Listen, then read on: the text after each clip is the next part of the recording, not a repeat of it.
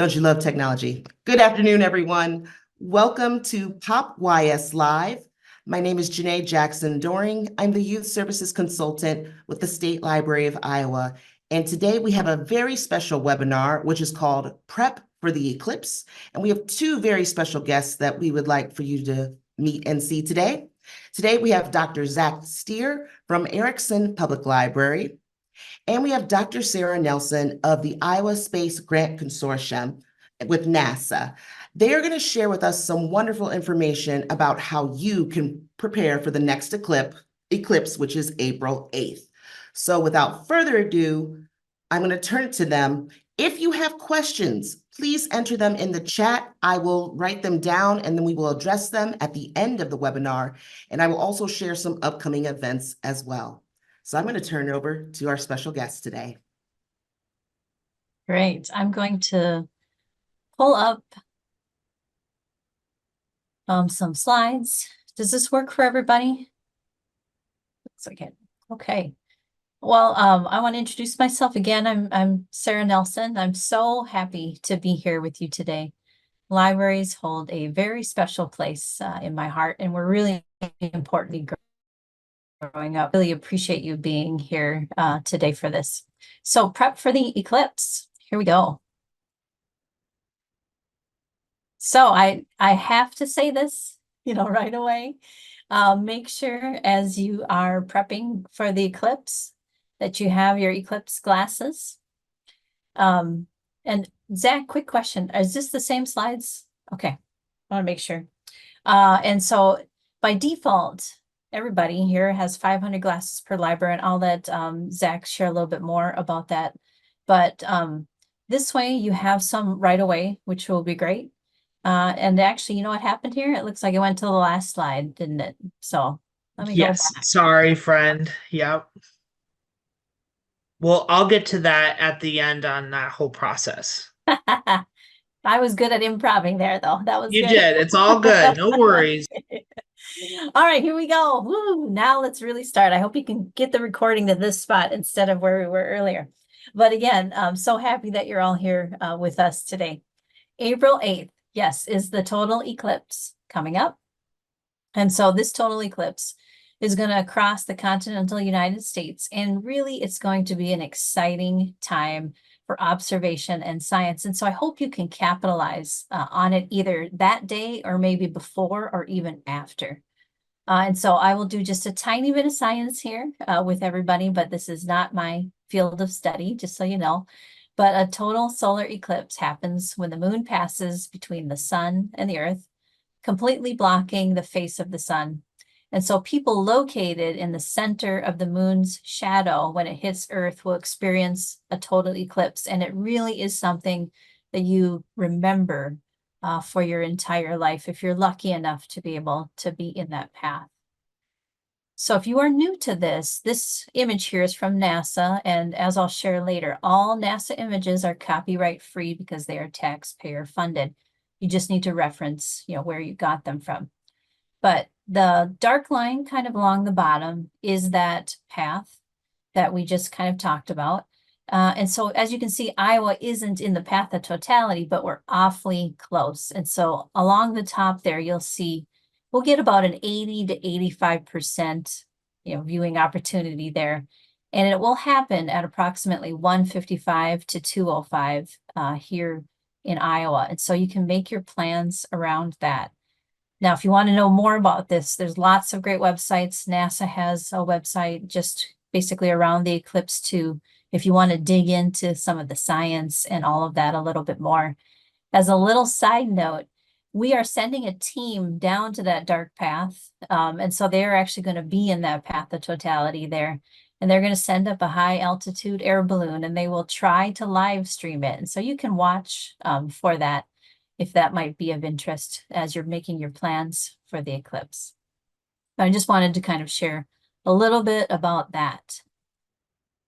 Let me go back. It accidentally went forward. And so here is just another version of what we talked about, another little image that later feel free to use in your own presentations if you might like. But it's just another good way to show what is going to be happen, that the sun, moon, and earth are directly in line. and that the moon will completely block the face of the sun if you're in that path in particular. We won't get a complete block here in Iowa, but it's still going to be definitely worth viewing. Okay. It looks like it's taking its time. Did it switch on your screen, Zach? I'm not seeing it on mine. Did not. There you go. There we You're go. back to the end, friend. Goodness gracious. I'm giving away all your secrets. You're fine. You're okay. We'll get there. Now, if you're looking for maybe something to do in the library itself, just know that this would be a really simple thing. Many of you have probably actually already done something like this with groups.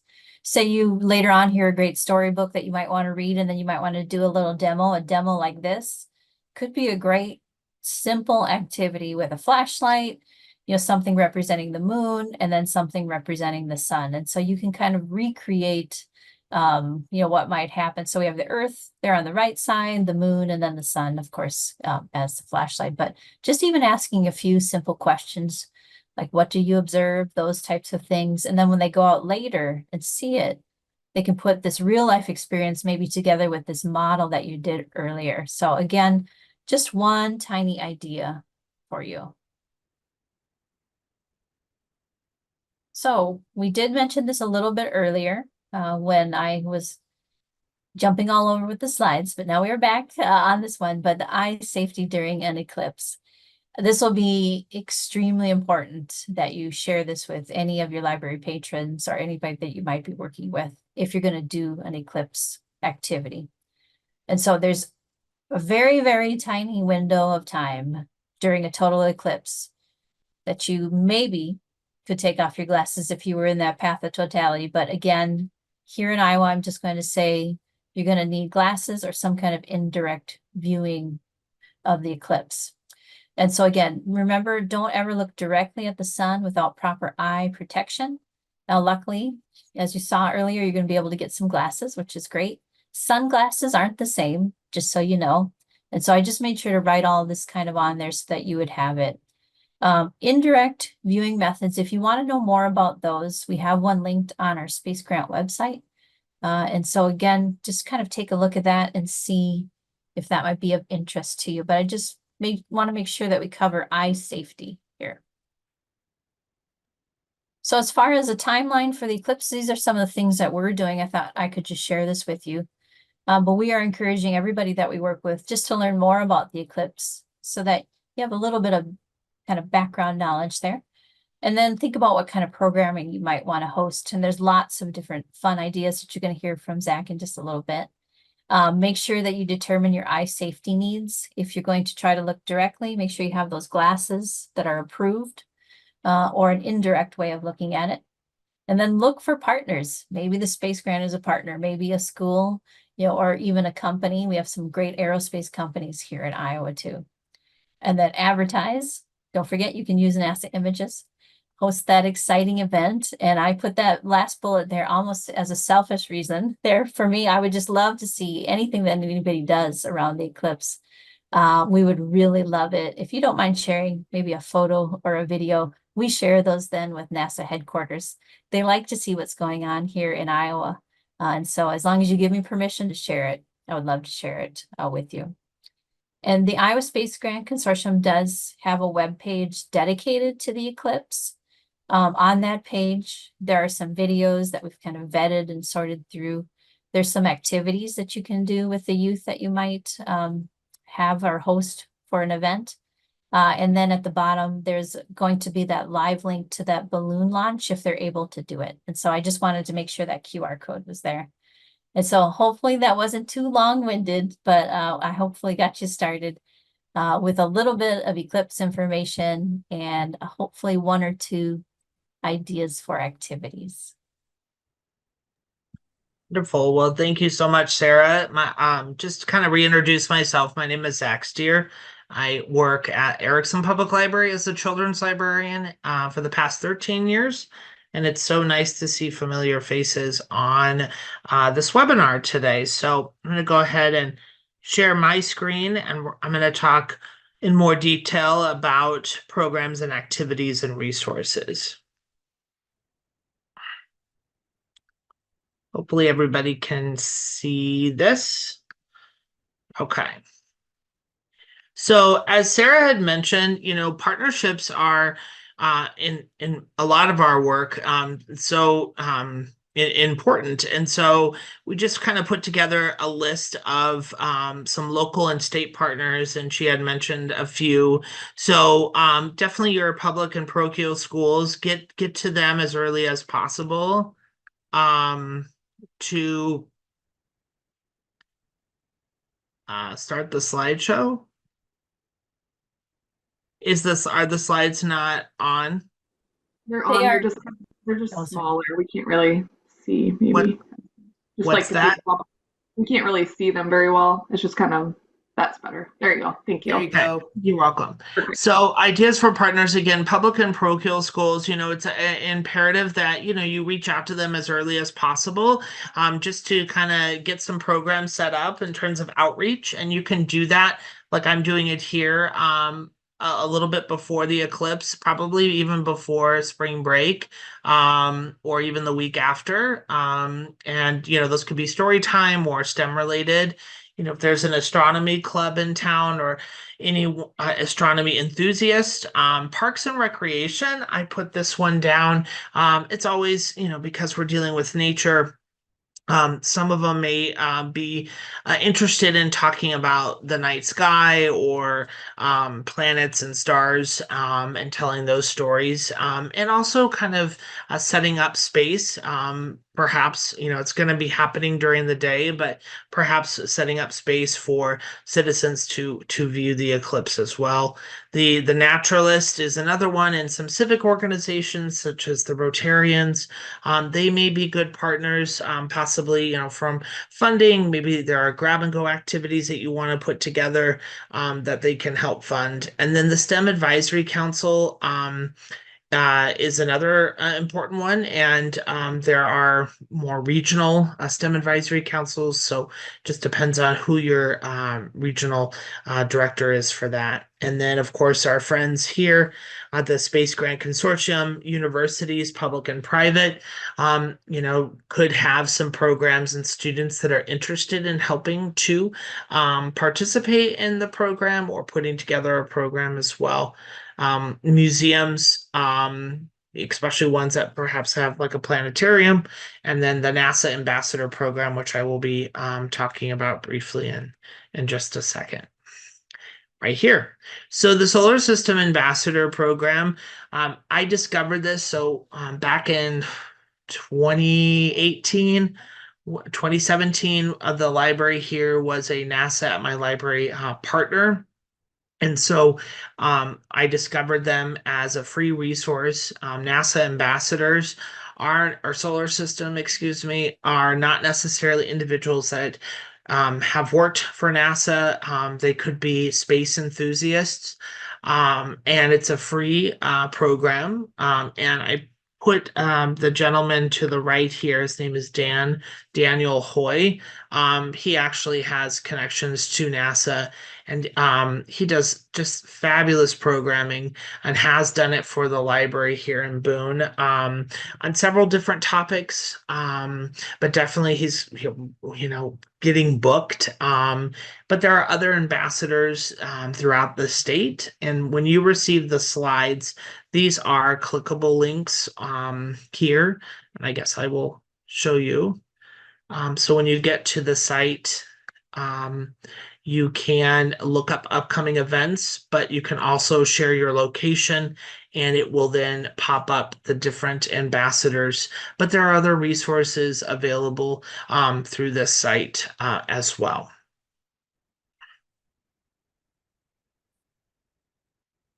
So being primary role as a children's librarian, I just wanted to give some theme ideas.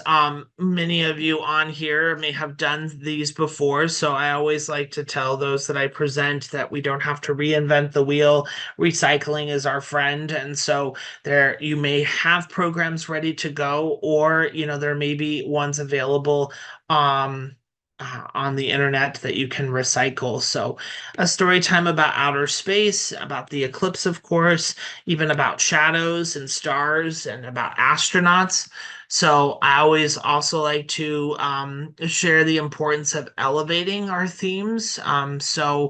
You can get guest speakers like the astronauts, if there is one, or the space ambassador, any STEM related activities, activity stations, sensory based. I mean, there's all sorts of great things with these themes and ideas. To the right here, again, there's some ideas that I have listed.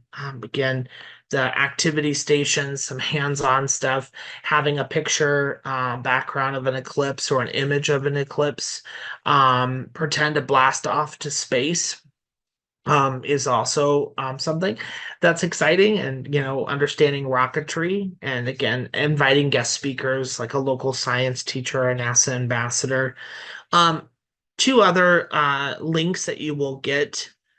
Yep, I'm going to get to the safety glasses. I have an exciting announcement to share about that. So thank you for that question. StarNet is amazing. Science, technology, activities, and resources for libraries. And Cornerstones of Science is another resource. And so in putting in these links here, again, that are clickable, there's just a whole clearinghouse of activities that are related to the eclipse and obviously outer space. And so what I like about it, and let me just, go here, is when you will go to those sites, you will see, and I'll come back to the books, you'll see different content area and age range and time of completion, even the cost and some of the difficulty levels as well. So, and that is the same with this website called SEAL. SEAL is the Solar Eclipse Activities for Libraries. So this, again, is just a clearinghouse of... Don't worry about that registration and message if you saw it. I'll talk about that in a second.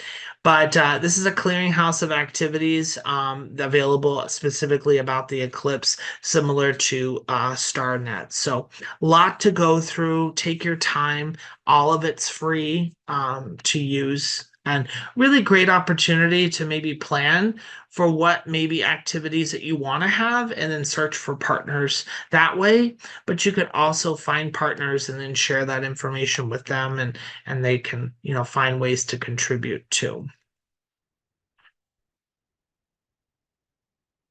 So book choices are so many. I'll kind of highlight a few. I know this is about the eclipse, but we love humor. So even aliens need snacks. You could do some story time around that. And there was a black hole that swallowed the universe is a cute one. I always promote our use of nonfiction, especially for little ones, to really introduce the eclipse and other components to outer space. It depends on your age group. I know that here I put more picture books and talked more about story time, but when you go to those websites, there are activities even for grade level and up.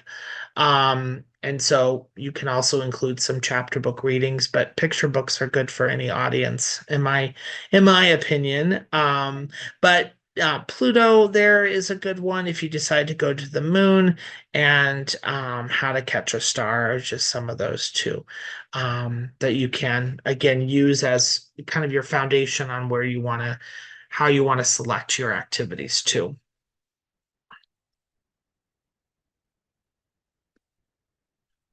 So key art choices in the SEAL activities that I have done and will probably do again is shadow tracing, eclipse, sunscapes, and the sizzling solar oven. So when you visit the SEAL website, just search for those, and it will give you all the details that you need and materials. And it's just a really fun way to add some of that interactive elements to a program as well.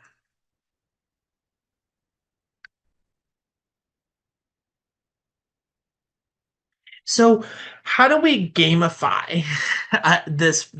I always like to find ways that are not just programmatic, like a story time or a STEM activity, but how do we gamify and mobilize programming? How do we make things available for families that may not be able to attend one of these programs, that they want to do something offsite and at home?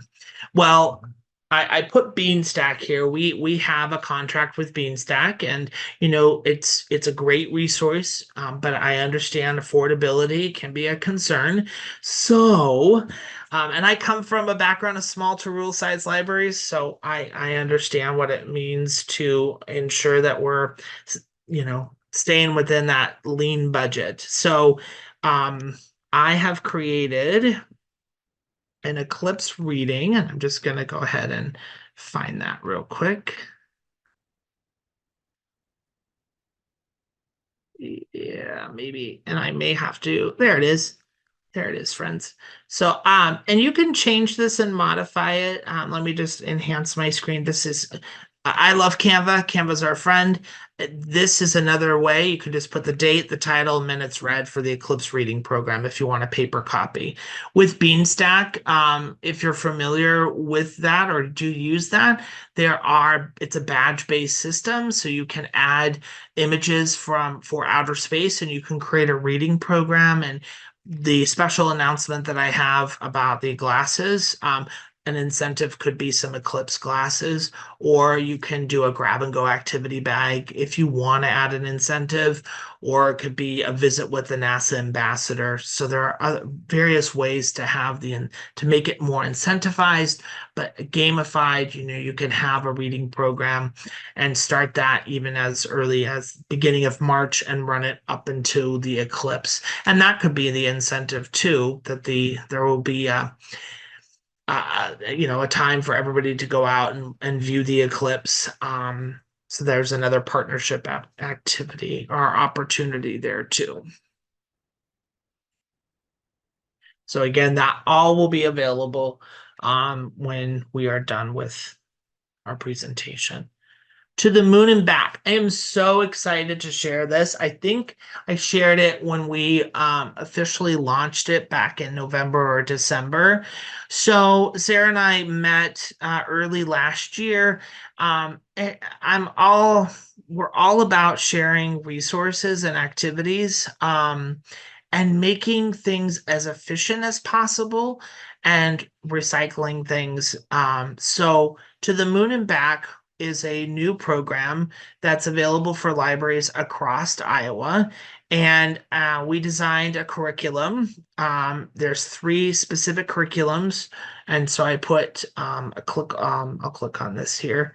A couple things, we value what we do, and a significant part of that value is having research to back things up and to look at standards. So even though we're more informal based educators, we wanted to ensure that we have the language there, especially when you talk to teachers, to say, hey, look, we have done our research and we have agreed that next generation science standards are being followed, and here they are, and grades and stuff. So it includes a supply list.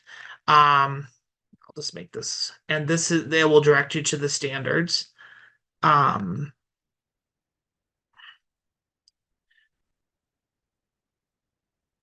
And then there are different missions that go along with that as well. So to the right of this, when you make it bigger, there's a telescope, and Sara and I are kind of working on updating that. We're going to work with some university students to create a video on how the operation of the telescope.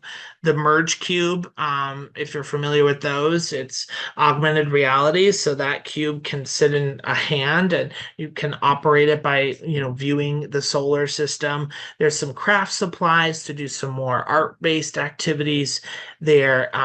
are ways to track constellations, and there are books to go along with it.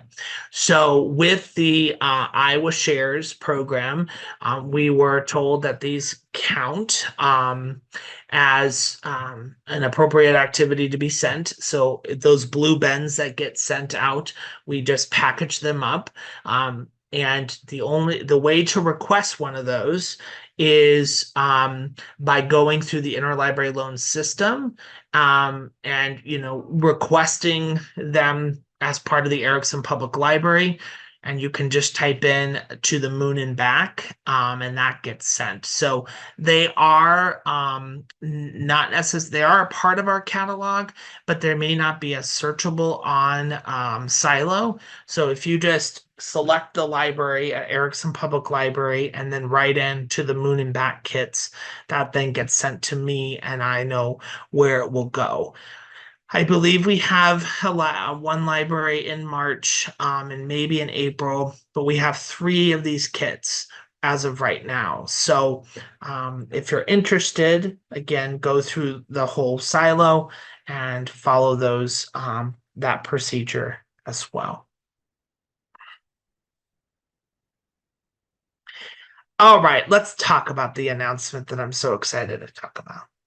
So I actually do some independent research with the Space Science Institute, and I reached out to them about these Eclipse classes. I received Eclipse classes early on just because I was on a certain listserv and stuff.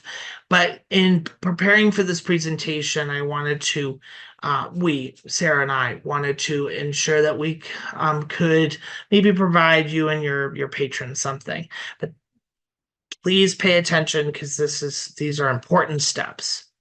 So I was told by them that the default will be 500 glasses per library. But if you can make a strong case for more that they may consider, typically it will be only 500. The email is right there to Sky. And you will need to respond by the end of this week to be considered. And then all glasses are spoken for by February 15th. Only for those who registered for this webinar. So I will say that to Janae, that if those that are not on here, if we can get that message to them, great. We ask, we're all here being honest, that you don't share that with libraries that were not registered for this webinar. This is really special to you and to those who only registered. So again, we are very grateful to share that you can receive 500 glasses for your library as long as you get that email sent to Sky by the end of this week. Let me jump in. I will make sure that Samantha Bowers, our continuing Sure. education consultant, and I will make sure that message gets across somehow with the webinar recording and with the slides. I'll make a note of that. Yeah, thank you. And just as I said, just make sure, and I think one thought that I had, and I'll just say this, is maybe before we post the recording and slides to all Iowa libraries, that maybe we give that out to just those registered, and then by next Monday, anybody can have access, and we'll just remove the Eclipse class slide. If that makes sense, Janae, and we can discuss those logistics, but yeah, that actually works. Yeah, just because, we want to be understanding and respectful for those who took the time today and those who registered, and then we'll go from there. So I believe that is the end of our presentation, and Sara and I always enjoy questions. I wonder if I can show that page with the resources on it real quickly too, if that's okay. Yeah, let me sit at the very beginning here. Where I should have started, right? Just tell me when here. Oh, actually, if you can stop share, I'm going to take them to the actual page here too. Oh, sure. Yep, you should. There was a question about when it's viewable. It's about 1:50 to 2:05 in the afternoon on April 8th. That's about the best time for it. But there's, of course, kind of things before and after too. So I would say if you can get out, even anywhere around that time, to go for it and really, take that chance, kind of a once in a lifetime chance there. Are you able to share? No, you're not. Okay. I still, there, yep, There we now I go. can. Okay, thank you for just letting me share this real briefly with the group, and I will put it in the chat, but it's also on that QR code. So this is the NASA Iowa Space Grant Consortium webpage, and we just have this one page dedicated to the Eclipse. And so this is just for your information. If you ever need a little bit of kind of background information, here's some right here with a couple of links out. Here's that map. Again, it will be in the slideshow too, but you can take this map. It can be used. And just a few fun facts. So if you need to do a little trivia, maybe you're doing a program, you can steal those. Here's a little bit more then about the eclipse and then some activities. And I did mention that high altitude air balloon going up. Here's a little bit more information about that too. And I'm sorry if this is kind of making people ill as I scroll, but we did vet a few videos. And so if you maybe want to show a video in some of your programming from NASA, these are not created by us, know that they are good science, behind them. And so feel free to take any of those. And then we pulled a few resources that we thought like you and maybe any other educator may wish. And so there's that map. There's some ideas for Eclipse stations from NASA, the eye safety that we mentioned. This flyer might be good to just print off and have at your library potentially around the time that the eclipse is going to happen. There's the serial box pinhole projector, the indirect method of viewing, a fact sheet. And so feel free, to take this. And then, us, we just can't stop we always have to add a few more, but the Eclipse chalk art activity, a way to size up what the sun and the moon and the earth, the sizes of them. There's an activity there. And then just in exploring the solar system. And so I just wanted to showcase what was on that page for you, because we're hoping, I know Zach and I talk about this a lot, that we will save you some time and that these things will be useful, to you. And so I really do hope that everything is useful to you. I think all the resources that you guys provided will be very useful to our librarians attending.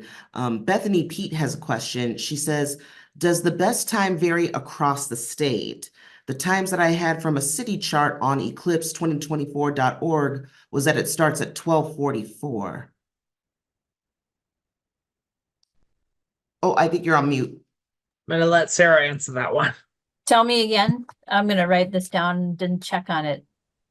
Yeah, she says, does the best time vary across the state? The times that I had from a city chart on eclipse2024.org was that it starts at 12:44.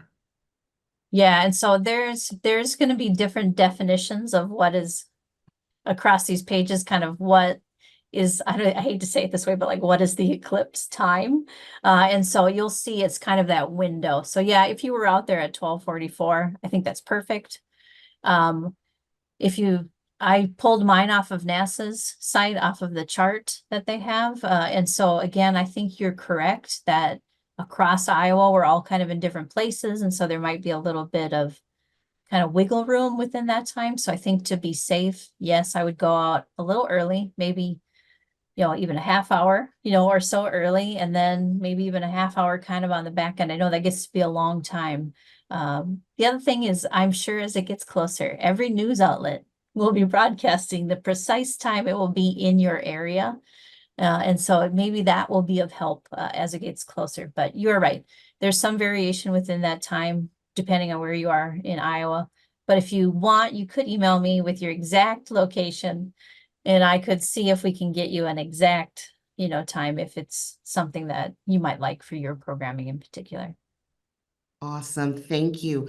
Joni mentioned that teachers are great to work with, but their availability might be a little, they may not be available because of the time constraint. how would you approach this as far as working with science teachers to get the ball rolling to see if they could come do a program maybe in the evening or Yeah. before Eclipse? Yeah, this is Zach. Such an important question.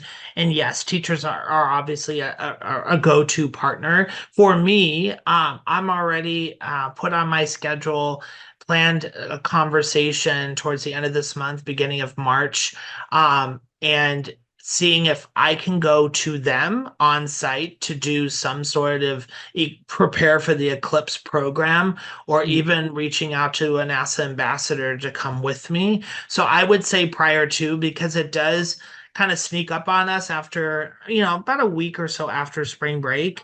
So I'm looking more at the prep for the eclipse, and then, encouraging them the day of the eclipse that they have the resources and tools that they need. It really depends how you want to distribute to those eclipse classes. You could do it at the library, or if you find one class to make it special for them. I know how that goes though. If one class gets it, why does not all of them get it? So you want to be kind of careful with that as well. But I would say start now, prepare now, and look at it from a lens of getting them ready for the eclipse. Sarah, does that sound? Yeah, I mean, that sounds exciting. I know, some of you don't know, I was a former first and third grade teacher, a long time ago, and I loved partnering with our public library, in town. And if you would be willing to come in like to our classroom or even the school, I tell you what, it would have been met with joyous anticipation. So if you would want to, partner with a school, I think that might also kind of share the burden, a little bit, where it's not you having to do all the programming. Maybe you just come in and do a small element, of it, or pick the book, those kinds of things. But yeah, I love what Zach mentioned. I do think people are, as it gets closer, going to be really hungry for information about it. So even a little kind of like, hey, like a couple days before or whatever, like come to the library. I'm going to share these books with you and a couple of ideas you and your family or your class, can do. I do.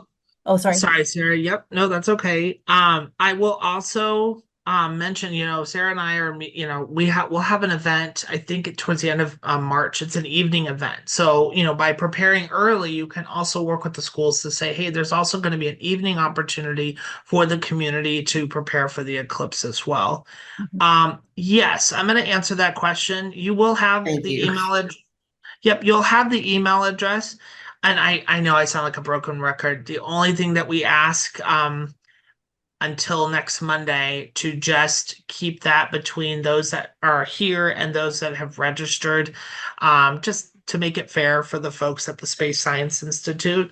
But just by Friday, once the webinar's over, we'll send that out. And then by Monday, we'll modify the presentation where that information is not there. So I have a question. I went to a webinar, or not actually a webinar, it was a program at Arcel, and they had talked about preparing for the eclipse for programming as well.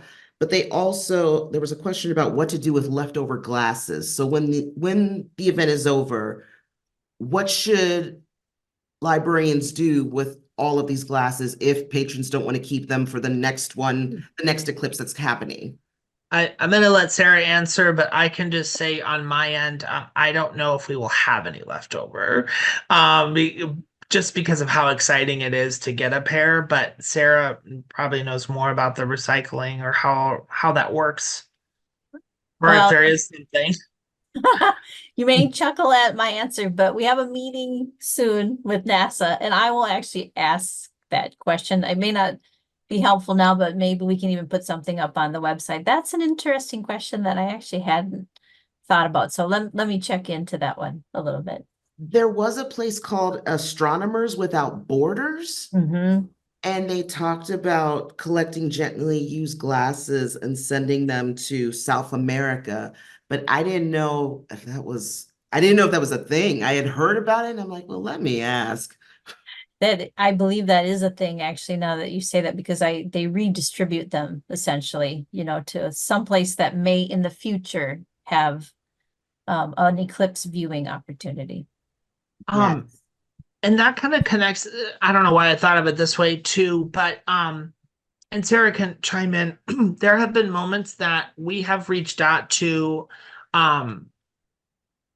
so is this correct? Like in our state, each space station or center, there are different ones throughout the United States that you can contact, and they may even do virtual programming too. So we've done that before where we've done story time, or there's actually scientists that are, on virtually doing a program. So that's an option, and there's no cost to doing that. Marshall Space Center, that's the one I'm thinking of, right, Sarah? Yes. Okay. So I got distracted by a great question in the chat, in that, do the glasses expire? Again, I think what I'll do is ask the people that have a lot more knowledge than I do on glasses and the materials within them, if there is an expiration date, and I'll share that hopefully in some manner, with all of you. Ooh, and Megan looks put a like link in there. Megan's on the ball from Bondurant. I love it. She's got the link there. Beautiful. Thank you, Megan. The other question I had in regards to the Solar System Ambassador Program, when they visit, are they virtual visits or in person? They are in person. Wow. Yeah, yep. So Daniel Hoy, the one I usually refer to, or that usually he'll come here and set up a whole entire space with all sorts of activities and stuff. We all love planning and we all love doing our own thing, but it's such a relief when you A, have an expert, and B, they bring everything. maybe some craft supplies if he's doing that, but it's just such a relief from a planning perspective to be like, okay, I don't have to worry about that. So I have never done a virtual visit outside of Iowa with one. I'm sure that might be possible, but I've only done them in person. And how long are their programs? Are they an hour? Yeah. Do they have stations where they have station activities? Yeah. So great. I love these questions. So in my experience with Dan, there, like the last one, we did a STEM event. He brought like virtual reality to go along with it. Cool. There's like simulations. I usually say my programs are safe at a 45-minute to 60 total. But what's nice about them, depending on who comes, is the variety that they bring in terms of activities. Because, right, and I would the only caution I would have is to make sure you have other available activities. So like in my program, Sarah's coming, and then we'll have Dan here, and then the library will be doing something, so that there could be families can just move throughout it, because these type of programs do tend to, which is a good thing, get a high attendance. So, and there are multiple, sorry, excuse me, there's many ambassadors, at least in the past, there has been within Iowa across the state. So like they kind of in some ways have a region that they support. And so and there's men and women, and so that's really nice, to see. You can get some different role models, those kinds of things. And they're a diverse group, which is wonderful. And so, yeah, this is what they love to do. And so like Zach was talking about, typically you would just call them and see if they're available, number one, and then two, have that conversation about what you would like, to see and what do they have. And it works out really well. And I will say what's also really nice is I'm a NASA enthusiast. I love all of this stuff, but it's also nice to have that subject matter expert when they can correct you on something. I'm like, oh no, this isn't how it's said, or oh, that's not how this is, and that's okay. You're learning from them too, which is great. Absolutely. And now, as far as age ranges for the Solar System Ambassador Program, would you say this is more geared for upper elementary and up? I would say so. I mean, I really want to have that conversation. I don't think, I mean, I think Dan has done a story time, or one of them has done a story time before, but I would say, you know, third grade on up. But again, you want to have that conversation. I'm sure they can modify it for younger grades, more of like that sensory experience where, or more of a large group activity of a demonstration. But I really think it depends on them and what they offer, and then that conversation that you will have. So.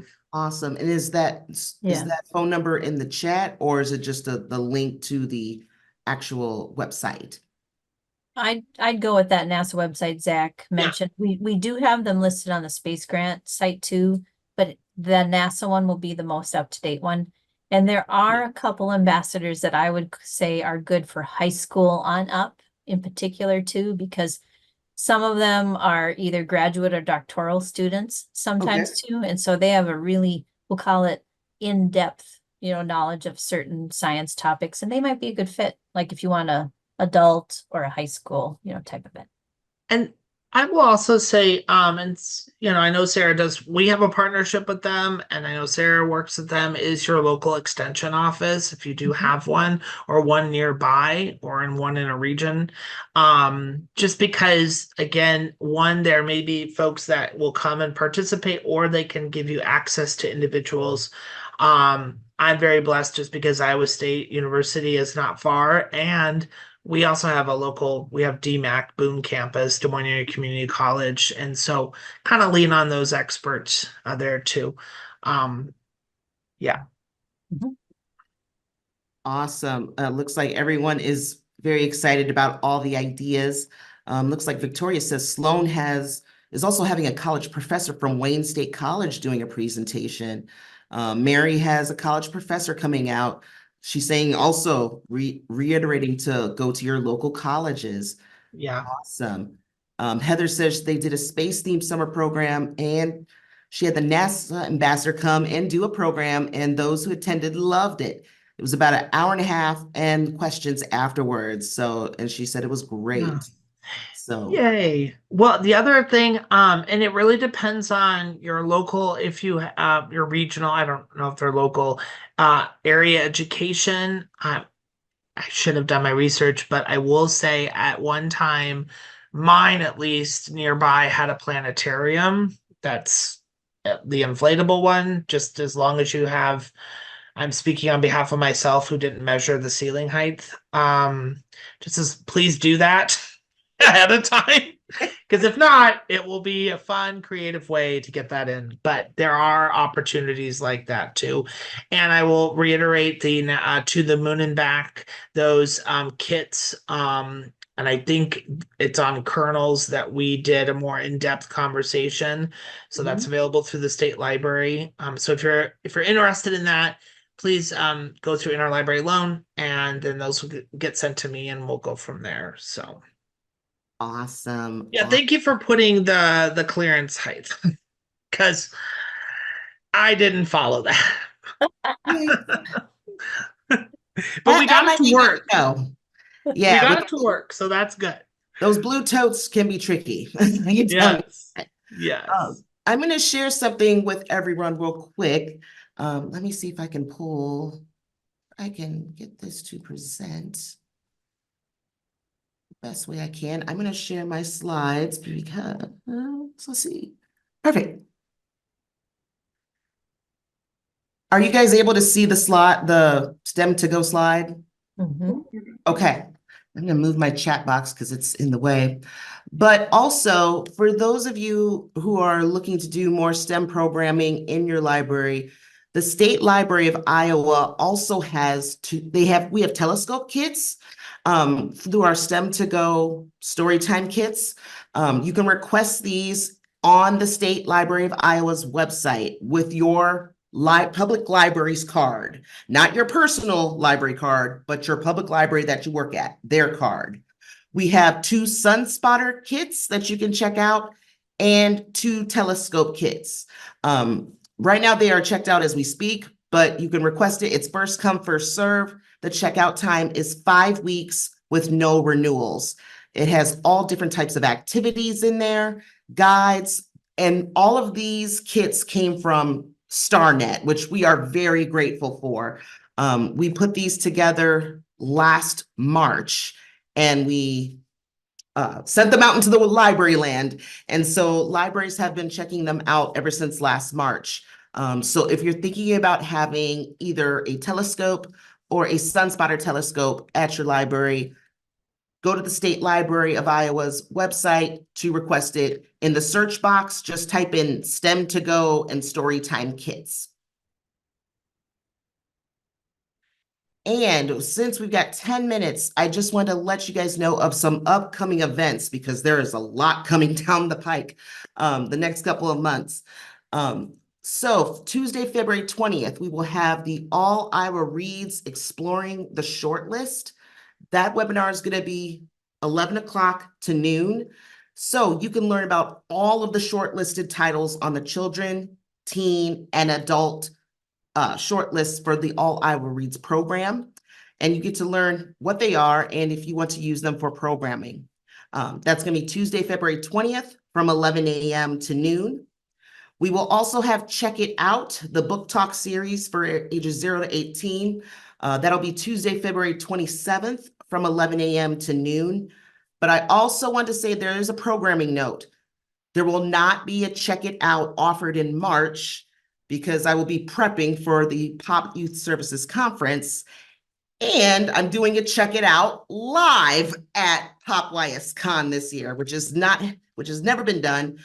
So I will be prepping for that. So there will be one Tuesday, February 27th from 11 a.m. to noon.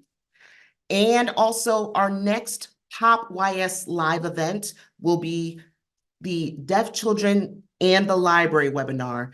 That will be Wednesday, March 13th from 1 o'clock to 2 o'clock p.m.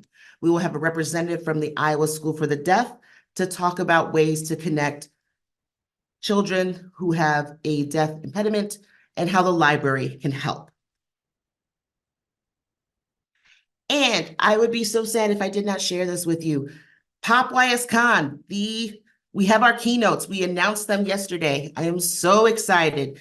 So April 8th and 9th is our big youth services conference. April 8th, we'll have Charity Nebby, who is on Iowa Public Radio, and she is the host of Talk of Iowa. She is wonderful, a delight. She's going to talk about her love of libraries and reading. Tasha Squires is a middle school librarian and author from Illinois. She's going to talk about school and library partnerships. She's also going to lead a breakout session on Monday about large print books for all students.